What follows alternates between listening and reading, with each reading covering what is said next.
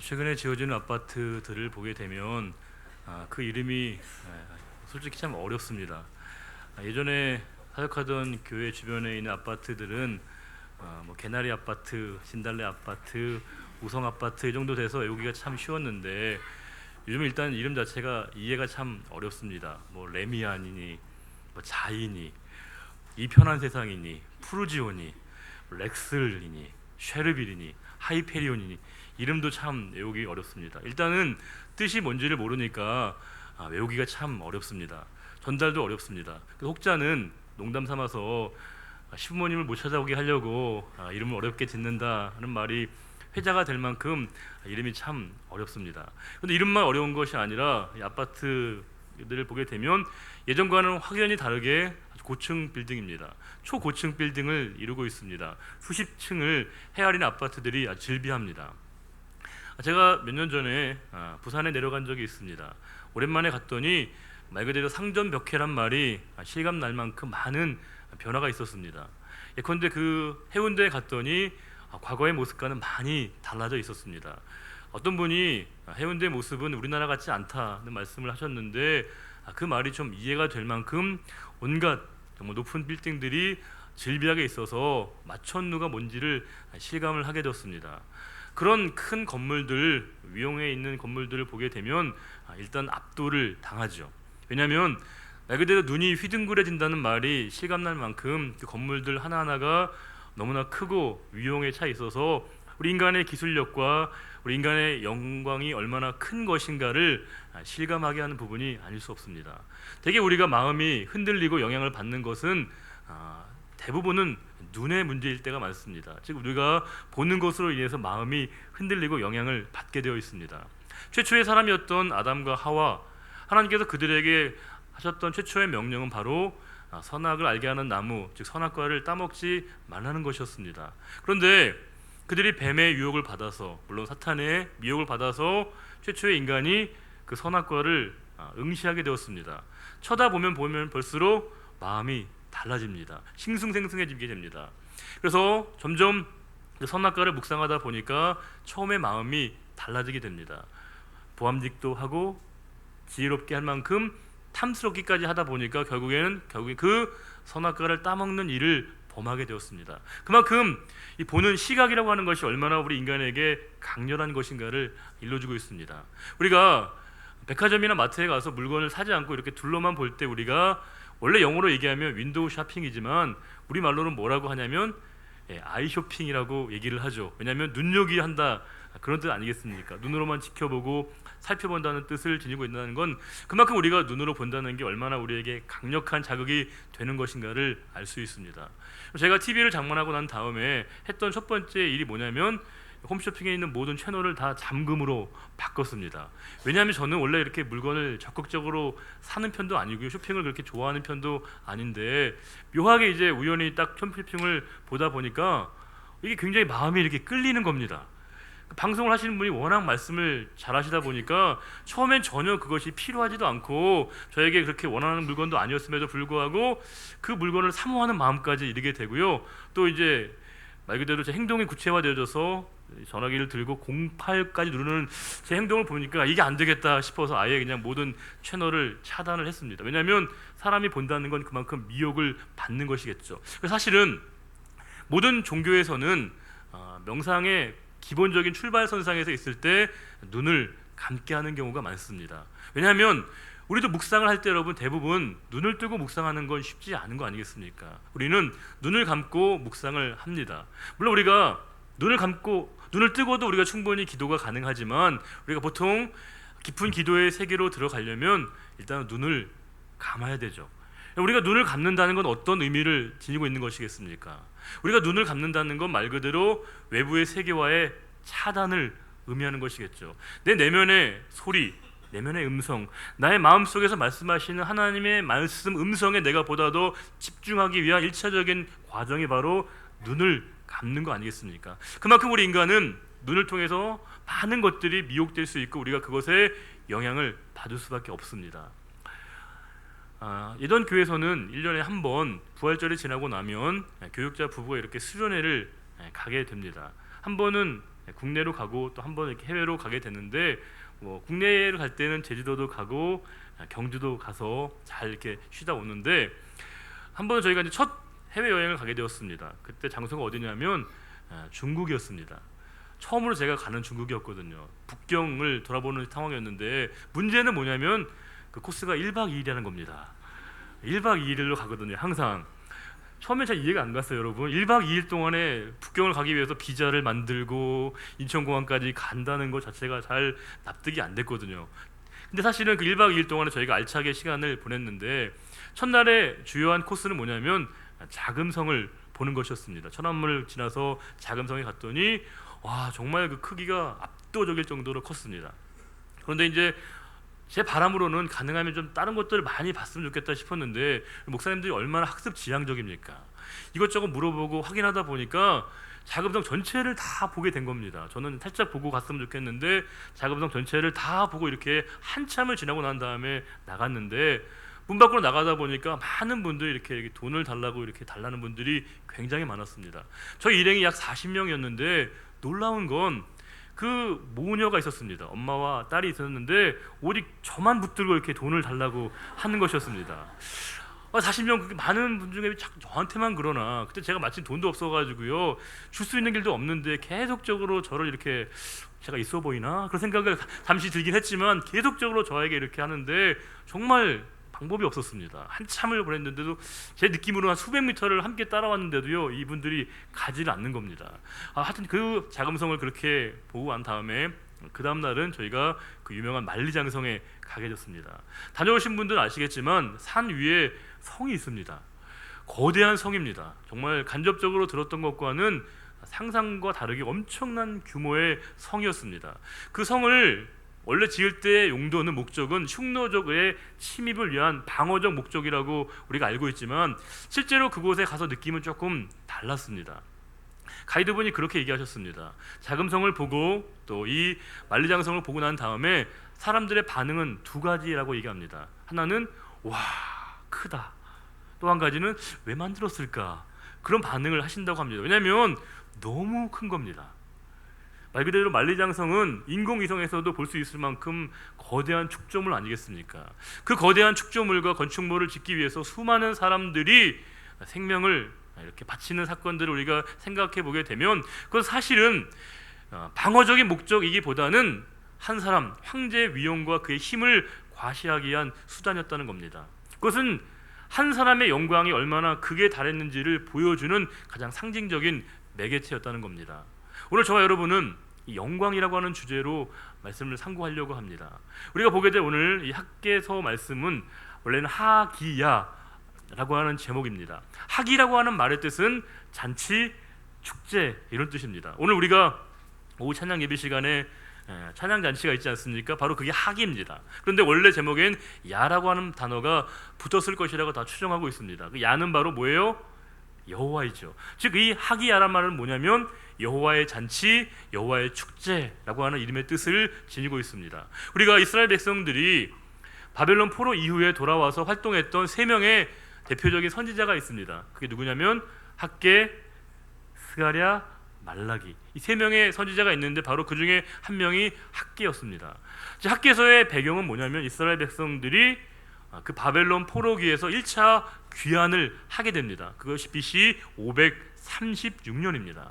536년에 1차 포로를 귀환을 하게 됐는데 그 주도적인 리더십을 형성했던 사람들이 이 학개서 1장 1절에 나오고 있습니다. 그것은 누구냐면 첫 번째는 학개 선지자인 것이고요. 또 한 명은 총독이었던 스룹 바벨인 것이고 또 한 명은 제사장이었던 여호수아. 이 세 명의 리더십에 의해서 이스라엘 백성들이 고국인 예루살렘으로 돌아오게 되었습니다.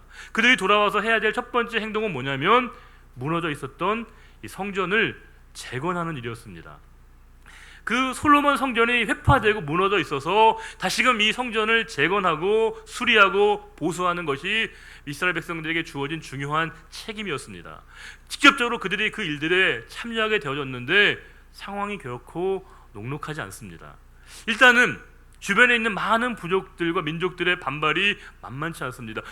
저항이 거세고 있습니다. 특별히 사마리아인들이 끊임없이 저항을 통해서 그 일들의 진척이 힘들지 매우 힘들어지게 되었습니다. 이것이 외부적인 요인입니다. 그런데 외부적인 요인만 있는 것이 아니라 실제적으로 더 큰 문제는 내부적인 문제였습니다. 그것은 뭐냐면 백성들 안에 나태함과 게으름이 생겨나게 되었다는 겁니다. 여러분, 성전은 어떤 의미를 가지고 있죠? 성전은 하나님을 예배하는 곳입니다. 즉 하나님의 임재의 상징입니다.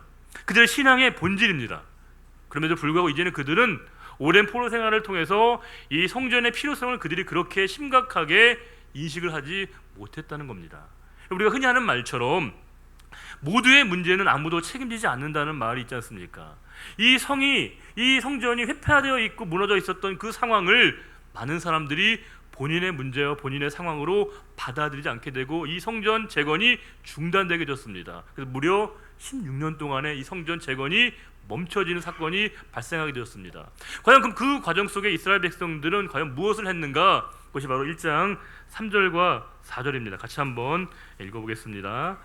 여호와의 말씀이 선지자 학개에게 임하여 이르시되 이 성전이 황폐하였거늘 너희가 이때 판벽한 집에 거주하는 것이 옳으냐.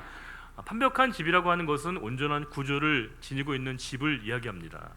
성전은 지금 방치되어 있는데 이스라엘 백성들은 자기의 집을 보수하고 수리하는 것에 관심을 두고 그 집을 깨끗하고 아름답게 하는데 관심을 두게 되었다는 겁니다. 사탄이 지금껏 변함없이 하고 있는 한 가지 전략이 있습니다. 그것은 뭐냐면 나의 하고 있는 그 현실에 매몰되게 만든다는 겁니다. 내가 지금 하고 있는 그 일들을 너무 큰 가치를 부여하게 되어져서 그 일들로 말미암아 우리에게 두 가지 감정을 갖게 합니다. 한 가지는 뭐냐면 두려움입니다. 불안입니다. 마치 그 일들이 나에게 떠나게 되면 내가 그 일들을 하고 있지 않으면 견딜 수 없는 내 마음 가운데 불안감과 초조감을 갖게 해서 그 일들에 내 마음이 쏠려지게 만듭니다. 다른 것들을 보게 하지 못합니다. 심지어 그것이 영적인 일이라고 하더라도 그 일들을 보지 못하고 오직 내가 하고 있는 그 일에만 관심을 쏟게 하는 것, 사탄의 중요한 전략입니다. 또 한 가지는 그것이 너무 즐거움을 줍니다. 너무 그것이 희열을 주어져서 큰 희락을 주어져서 그 일이 너무 기쁘고 즐거워서 재미있어서 다른 것을 보지 못하게 하는 그 사탄의 전략은 변함없이 우리들에게 계속되고 있다는 겁니다. 제가 부임해서 우리 교회 여러 시설들을 보고 또 예배당을 제가 둘러보면서 좀 생각이 좀 바뀐 게 있습니다. 그것은 뭐냐면 가능한 조금 우리가 드려지는 이 예배 하나당을 여러 시설들을 조금은 더 우리가 아름답고 경건하고 또 하나님 보시기에 함께 더 우리가 예쁘게 가꾸면 좋겠다는 생각을 하게 됩니다. 여러분, 저는 원래 미학적인 것에 관심이 없는 사람입니다. 제가 학창 시절에 가장 성적이 낮았던 게 미술이거든요. 그러니까 별로 관심이 없는 사람이지만 점점 관심을 갖다 보니까 이것도 조금 더 예쁘게 할 수 있지 않을까, 이것을 조금 더 우리가 정성스럽게 공교하게 할 수 있지 않을까 생각이 자꾸 이렇게 조금씩 발전될 때가 있습니다. 관심도 증가하고요, 무관심도 동시에 증가하게 되어 있습니다.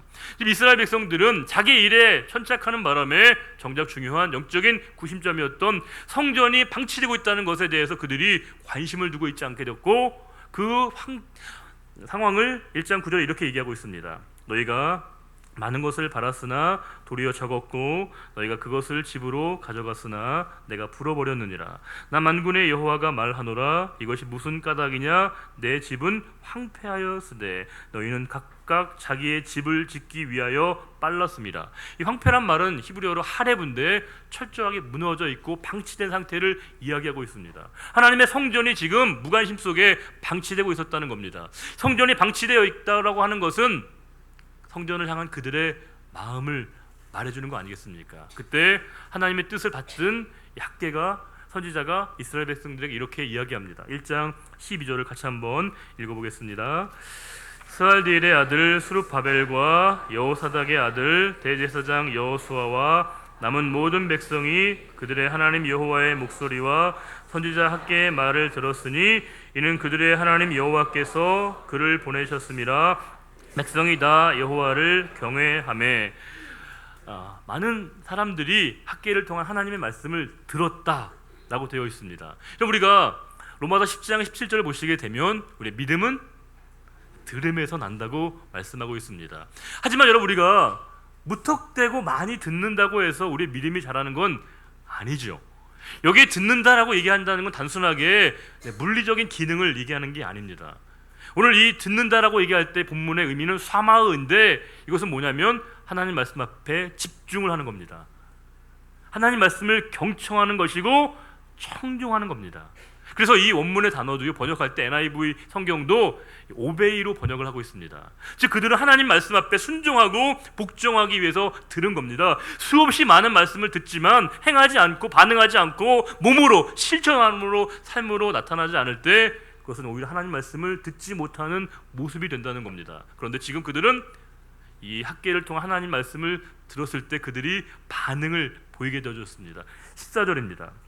여호와께서 스알디엘의 아들 유다 총독 스룹바벨의 마음과 여호사닥의 아들 대제사장 여호수아의 마음과 남은 모든 백성의 마음을 감동시키심에 그들이 와서 만군의 여호와 그들의 하나님의 전 공사를 하였으니, 하나님의 전을 다시금 재건하는 그 일에 백성들의 마음이 모이게 됐고 그들이 그 일에 다시금 참여하게 되었습니다. 저는 이 말씀을 읽으면서 학계 선지자가 얼마나 기분이 좋았을까, 얼마나 그의 마음이 벅차올랐을까 그런 생각이 들었습니다. 그럼 설교자와 목회자에게 최고의 기쁨과 즐거움은 뭐겠습니까?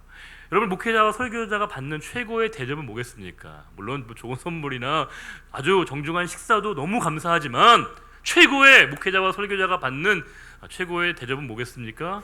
하나님 말씀 앞에 반응을 하는 것이죠.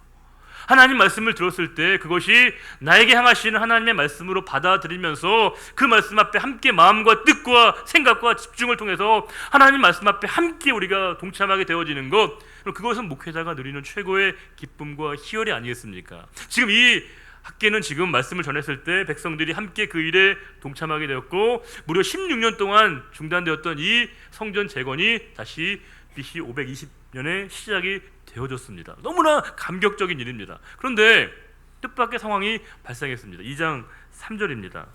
너희 가운데 남아있는 자 중에서 이 성전의 이전 영광을 본 자가 누구냐? 이제 이것이 너희에게 어떻게 보이느냐? 이것이 너희 눈에 보잘것없지 아니하냐? 즉 성전을 재건하는 이 사업 가운데 실망하는 사람들이 생겨나게 되었다는 겁니다. 이 사람들 가운데 아쉬운 마음과 낙담하는 생각들이 많아지게 되었습니다. 그 이유는 뭐냐면 그 성전을 재건하는 사람들 가운데 많은 사람들이 이전의 성전을 직접 목도한 사람이었습니다. 그 성전은 뭐냐면 솔로몬 성전이었습니다. 솔로몬 성전의 위용과 비교할 때 외형적으로 스룹바벨 성전, 이 두 번째 성전은 초라하기 그지없었습니다. 특별히 솔로몬 성전은 그 성전을 지을 때 재료가 바로 레바논에서 수입한 백향목으로 최고의 품질로 지어진 성전이었습니다. 그런데 오늘 본문의 스룹바벨 성전은 1장 8절 보시게 되면 너희는 산에 올라가서 나무를 가져다가 성전을 건축하라. 그들이 주변에 있는 나무로 목재로 지을 수밖에 없는 그 상황 가운데 외형적인 초라함이 백성들의 마음 가운데 무거움을 주었던 겁니다. 게다가 여러분, 솔로몬 성전은 어떻습니까? 솔로몬 당대에 지은 것이 아니라 실제적으로 그 성전은 다윗 때부터 준비되어져서 완공을 한 것이겠죠. 많은 사람들의 뜻이 모아져서 일사천리로 성전이 완공된 겁니다. 그런데 지금 이 두 번째 성전인 스룹바벨 성전은 너무나 많은 거센 도전과 많은 사람들의 반발을 딛고 겨우 이 성전이 완공이 되고 있는 상황이었습니다. 우리가 이스라엘 백성들이 총 3차례에 걸쳐서 성전을 짓거든요. 하나는 솔로몬 성전, 바로 이것이 두 번째 스룹바벨 성전이고 마지막이 헤롯 성전입니다. 첫 번째와 세 번째 이 성전은 그의 말 그대로 왕, 지도자의 권위와 힘에 의해서 완성된 인간의 최고의 영광을 보여주는 상징물이었습니다. 그런데 지금 두 번째 스룹바벨 성전은 그야말로 초라하고 작고 미미해 보였습니다. 하지만 이 성전은 그야말로 온 성도님들의 눈물과 기도의 응답이었다는 겁니다. 지금 이스라엘 백성들의 마음속에 무거운 마음은 뭐냐면 이전에 그 성전과 비교할 때 지금은 너무 초라하기 그지없는 그 성전에 대해서 그들의 마음이 무너지고 있었을 때 하나님은 너무나 놀라운 말씀을 하십니다. 2장 4절에 이렇게 얘기하십니다. 그러나 여호와가 이르노라 스룹바벨아 스스로 굳세게 할지어다. 여호사닥의 아들 대제사장 여호수아야 스스로 굳세게 할지어다. 여호와의 말이니라. 이 땅 모든 백성아 스스로 굳세게 하여 일할지어다. 내가 너희와 함께 하노라. 만군의 여호와의 말이니라. 내가 너희와 함께 하겠다고 하나님이 말씀을 주고 계십니다. 그러면서 2장 9절에 너무너무 놀라운 말씀을 하시죠. 2장 9절을 같이 한번 읽어보겠습니다. 이 성전의 나중 영광이 이전 영광보다 크리라. 만군의 여호와의 말이니라. 내가 이곳에 평강을 주리라. 만군의 여호와의 말이니라. 이건 뭐냐면 이전에 솔로몬 성전은 외형적으로는 그것이 화려했을지 모르겠지만 그것은 진짜 하나님의 영광은 아니었다는 겁니다. 왜요? 솔로몬의 삶이 하나님으로부터 멀어졌습니다. 백성들의 삶이 하나님의 뜻 가운데 있지 않아졌을 때 오히려 그들의 모습이 오히려 하나님의 영광을 가리우는 일이 되었다는 겁니다. 하나님은 이 시간 이 성도들에게 두 가지 영광을 보여주시는 겁니다. 하나는 뭐냐면 외부적인 영광이고요, 하나는 내부적인 영광입니다. 외부적인 영광이라고 하는 것은 보여지는 겁니다. 드러나는 것이고 나타나는 것입니다. 화려한 것입니다. 그러나 하나님께서는 진짜 하나님이 보시는 영광은 내면의 내부의 영광이라고 말씀하고 있습니다. 우리가 무엇을 생각하고 있고 무엇을 지향하고 있는 것인가가 진정한 영광을 판단하는 가장 중요한 요건이라고 하나님이 말씀을 주고 있는 것입니다. 이전에 그 성전의 위엄과 비교할 때 지금의 성전은 초라하기 그지없지만 지금의 성전은 하나님의 영광과 하나님의 뜻이 머무는 곳이기에 지금의 성전이야말로 진정한 하나님이 기뻐하시는 성전이라고 말씀을 주고 있는 것입니다.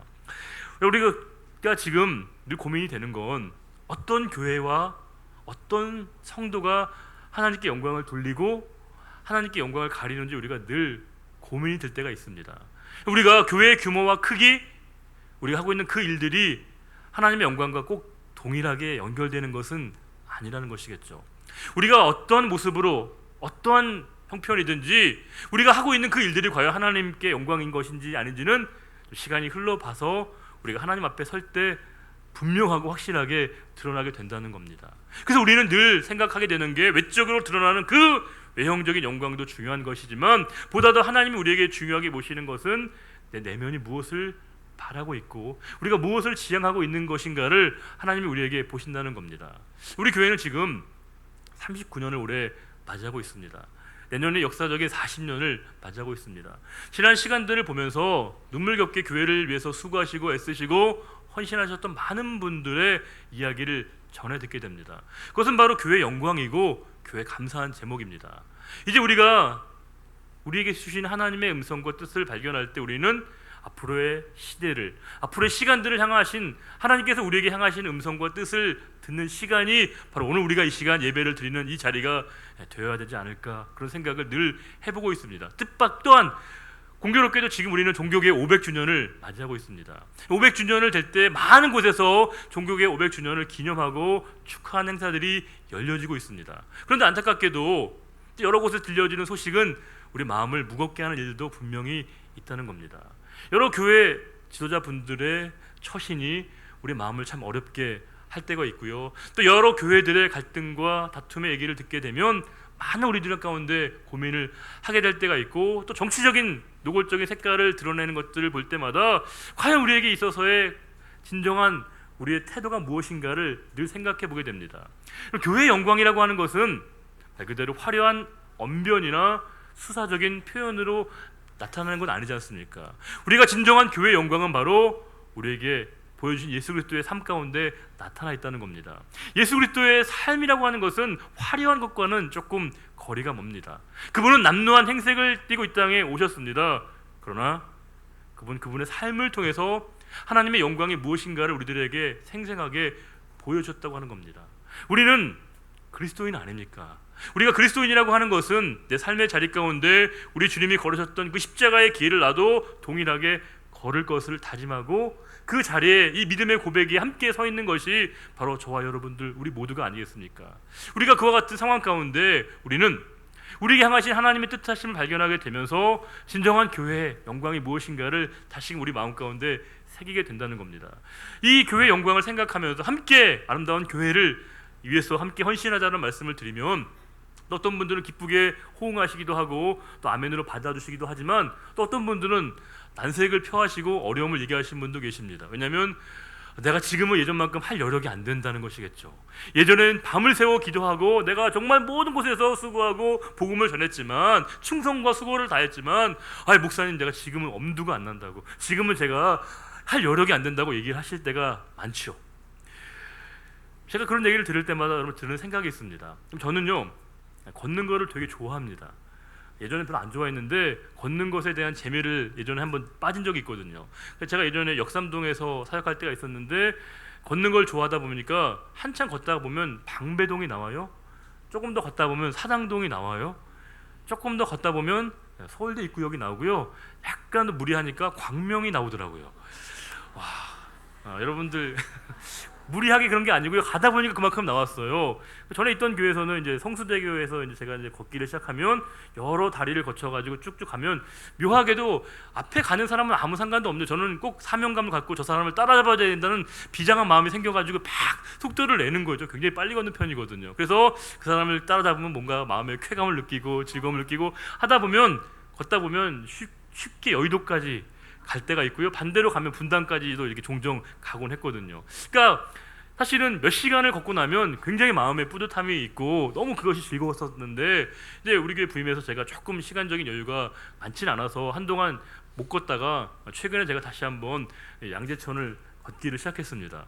근데 혼자 걸었다가 최근에 집사람이랑 같이 걷다 보니까 이게 쉽지가 않은 거예요. 혼자 걸을 때는 여러 가지 혼자 목적 지향적으로 갔는데 이 옆에 계신 분과 함께 자꾸 얘기를 하고요, 말을 시키니까 이게 되게 어려운 거예요. 혼자 나는 자기 목적지를 향해 가야 되는데 계속 말씀을 시키시고 대화를 거시니까 처음에는 이거 어떻게 해야 되나 싶었는데 이제 그 재미가 조금 바뀌었습니다. 예전에 저에게 의의는 얼마나 많이 걷는가, 얼마나 오래 걷는가로 스스로 의의를 부여했는데 지금은 대화를 통해서 주변을 살펴볼 수 있는 여유를 갖게 되었다는 겁니다. 우리가 하나님께 감사한 건 하나님이 우리에게 무리한 요구를 하시는 분은 아니라는 거죠. 내가 내 모든 상황 가운데 감당할 부분만을 하나님 우리에게 허락하신다는 겁니다. 내 은혜가 족하다고 하나님께서 우리에게 말씀하시지 않습니까? 우리는 내가 과거의 이전의 모습을 그대로 답습해야만이 그것이 하나님께 내가 영광을 돌리는 길이라고 생각하기 쉽지만 그렇지 않다는 겁니다.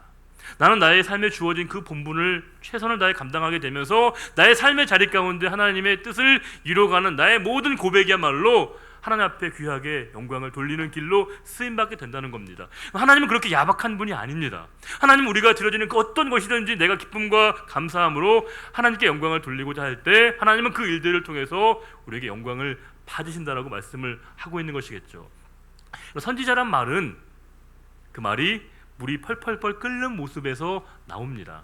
물이 끓다 보면 압력을 받아서 터지기 바로 직전의 상황이 바로 이 나비라고 하는 이 선지자라고 하는 말에서 비롯된 겁니다. 그럼 선지자는 뭐냐면 하나님 말씀을 전하지 않으면 견딜 수 없는 사람들을 선지자라고 얘기하는 겁니다. 성도는 무엇이겠습니까? 성도는요, 예배를 드리지 않으면 견딜 수 없는 사람들을 우리가 성도라고 이야기합니다. 그리스도인은 무엇이겠습니까?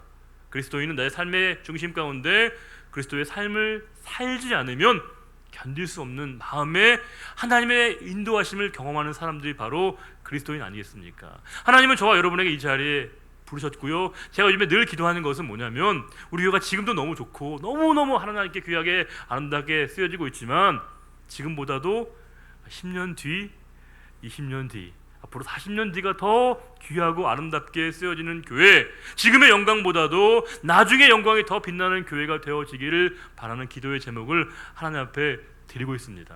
이 기도는 여러분 저만의 기도가 아니라 우리 모두가 하나님께 드려질 기도의 제목이 돼야 되는 거 아니겠습니까? 이 아름다운 선한 목적을 위해서, 오직 주님의 영광을 위해서, 함께 한 가지 목적을 위해서 부름받은 저와 여러분 모두에게 하나님의 은총과 자비하심이 함께 하셔서 여러분 모두에게도 하나님의 은총과 하나님의 영광이 함께 하시고 우리 교회를 통해서 지금보다도 나중 영광이 훨씬 더 아름답고 큰 주님이 기뻐하시는 교회가 될 수 있기를 주님의 이름으로 축복합니다. 기도하겠습니다. 아버지 하나님, 감사합니다. 우리 교회를 이 땅에 세우시고 지금껏 39년 40년의 역사를 바라보게 하시고 지난 시간 교회를 위해서 애쓰시고 충성하셨던 많은 분들의 눈물겨운 그 헌신을 저희가 이어받아 아름다운 신앙의 유산을 계승하며 하나님이 기뻐하시는 교회가 되기를 소원합니다. 우리 교회의 주인은 예수 그리스도이십니다. 주님이 기뻐하시는 교회, 주님의 마음을 시원케 하는 교회가 되기를 원하오며 우리가 보여지는 외형적인 화려함이 아니라 내면의 영광을 추구하며 주님의 우리 땅 가운데 함께 하신 주님의 뜻을 이어가는 것이 우리 모두의 기도의 제목이 되는 아름다운 교회가 되기를 간절히 소원하며, 하나님이 우리를 부르실 때 그 부르심을 저희가 외면하지 않고 기쁘게 받아들이며 순종할 수 있는 우리 모두가 되기를 간절히 소원하오며, 변함없이 우리와 늘 함께 하시는 우리 주님 예수 그리스도의 이름으로 감사하며 기도드리옵나이다. 아멘. 다 같이 일어나셔서 찬송가 445장 함께 찬송하시겠습니다.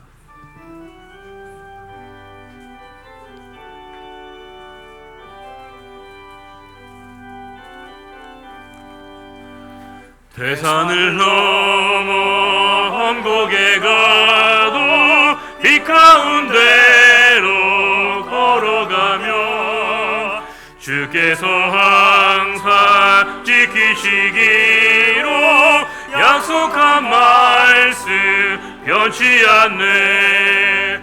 하늘의 영광 하늘의 영광 나의 맘속에 차고도 넘쳐 할렐루야를 힘차게 불러 영원히 주를 찬양하리.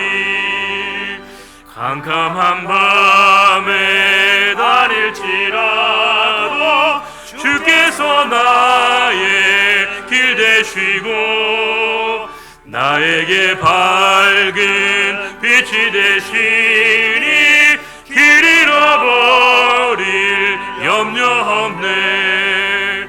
하늘의 영광 하늘의 영광 나의 맘속에 차고도 넘쳐 할렐루야를 힘차게 불러 영원히 주를 찬양하리.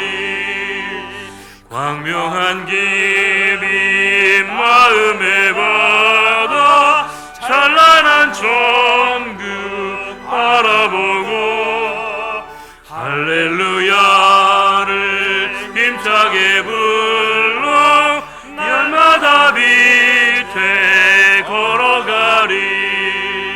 하늘의 영광 하늘의 영광 나의 맘속에 차고도 넘쳐 할렐루야를 힘차게 불러 영원히 주를 찬양하리. 여호와는 내게 복을 주시고 너를 지키시기를 원하며 여호와는 그의 얼굴을 내게 비추사 은혜 베푸시기를 원하며 여호와는 그 얼굴을 내게로 향하여 드사 평강 주시기를 원하노라.